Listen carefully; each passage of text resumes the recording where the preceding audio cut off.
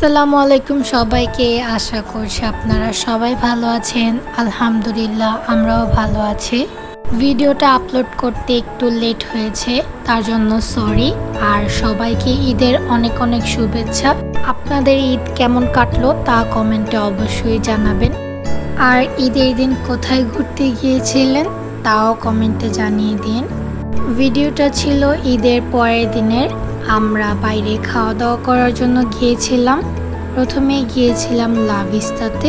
ঈদের পরের দিন যে এত পরিমাণ রাশ ছিল, আমরা প্রায় অনেকক্ষণ পর্যন্ত ওয়েট করেছিলাম, বাট একটাও টেবিল পাইনি। পরে রাগারাগি করে বের হয়ে গেলাম। ভেবেছিলাম হয়তো বা আজকে আর কোথাও খাওয়া হবে না। দেন তোমাদের ভাইয়া বলল যে চলো আমরা পিৎজা বার্গে যাই। তো বললাম যে চলো গিয়ে দেখি। এখানে এসেও সেম একই অবস্থা, বাট এখানে একটু ওয়েট করার পর আমরা টেবিল পেয়েছি। তারপর আর দেরি না করে আমরা অর্ডারটা দিয়ে ফেলি। আমি বলেছিলাম ঈদের পর দিন আমি ট্রিট দিব, তাই হচ্ছে বিলটা আমারই পে করতে হবে। আমি বলছিলাম আমি 100 টাকা দিলে হবে। উনি বলছিল যে না 100 টাকা দিলে হবে না, 1000 টাকাই দিতে হবে। তাই আর কি করার, 1000 টাকা নোটটা বের করে দিয়ে দিলাম। তারপর বাবুকেও 100 টাকা নোট বের করে দিলাম।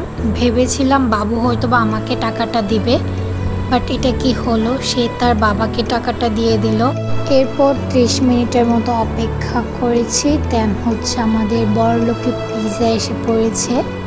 আমি বলছিলাম এখানে এত চিকেন কম কম লাগছে কেন, তুমি আসার সময় কি চিকেনগুলো খেয়ে নিয়েছো? ও আমার দিকে অনেকক্ষণ তাকিয়েছিল। আমি বলছিলাম মজা করছি, তুমি খাওয়া স্টার্ট করো।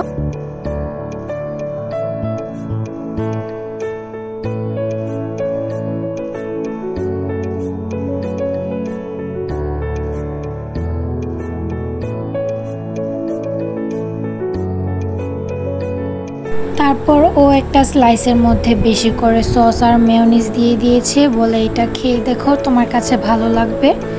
এমনিতেও আমি মেয়োনিজ বেশি একটা পছন্দ করি না, তাও ও যেহেতু বানিয়ে দিয়েছে তাহলে আমি ওকে রেটিং হিসেবে 100-তে 500 দিব, কারণ আমার জামাই বলে কথা, অলওয়েজ বেস্ট। তারপরই মানুষ মাথার সামনে এসে দাঁড়িয়েছিল, তাই ভালোভাবে খাওয়াও যাচ্ছিল না।